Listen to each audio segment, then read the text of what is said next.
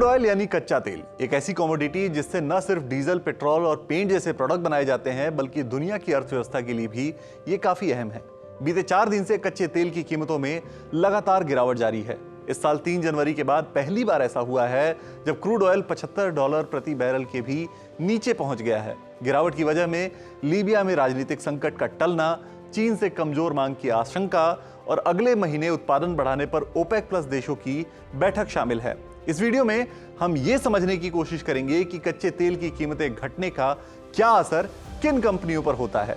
अब ये जो कच्चे तेल का कारोबार है, इसमें 2 तरह की कंपनियां सबसे अहम होती हैं, जिन्हें अपस्ट्रीम और डाउनस्ट्रीम कंपनियां कहते हैं। अपस्ट्रीम कंपनियां वो हैं जो क्रूड ऑयल का एक्सप्लोरेशन करती हैं और प्रोडक्शन करती हैं, और वहीं डाउनस्ट्रीम कंपनियां वो हैं जो इस कच्चे तेल को रिफाइन करके तरह तरह के प्रोडक्ट्स बनाती हैं, यानी डीजल, पेट्रोल, जेट फ्यूल वगैरह वगैरह।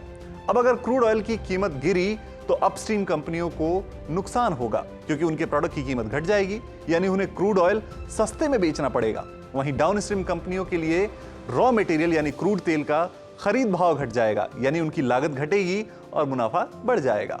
अब इसे एक उदाहरण से समझते हैं। मान लीजिए कि एक अपस्ट्रीम कंपनी क्रूड तेल को निकालकर $50 प्रति बैरल में बेचती थी। इस क्रूड तेल को प्रोड्यूस करने पर उसकी लागत $35 प्रति बैरल थी, यानी मुनाफा $15 का था प्रति बैरल। अब बाजार में क्रूड के भाव घटे और $45 पर आ गए। लागत तो उतनी ही रही, नतीजा यह हुआ कि मुनाफा घटकर $10 रह गया। वहीं दूसरी तरफ डाउनस्ट्रीम कंपनी के लिए जिस रॉ मटेरियल यानी कच्चे तेल की कीमत पहले $50 थी, वो उसे सस्ते में यानी $45 प्रति बैरल पर मिल जाया करेगा। यानी अपस्ट्रीम कंपनियों का नुकसान और डाउनस्ट्रीम कंपनियों का फायदा। अब इसी फायदे और नुकसान के हिसाब से कंपनी के शेयर भी रिएक्ट करते हैं। अपस्ट्रीम में ऑयल इंडिया और ओएनजीसी जैसी कंपनियां आती हैं, वहीं डाउनस्ट्रीम में आईओसी, एचपीसीएल और बीपीसीएल जैसी कंपनियां हैं।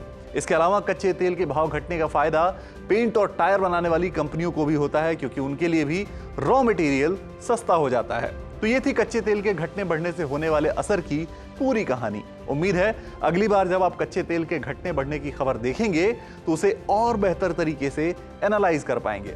इस तरह के और किन टॉपिक्स पर आप डिटेल्ड वीडियोस चाहते हैं, हमें कमेंट बॉक्स में जरूर बताएं, और ऐसे ही इंटरेस्टिंग कंटेंट के लिए एनडीटीवी प्रॉफिट हिंदी को सब्सक्राइब जरूर करें।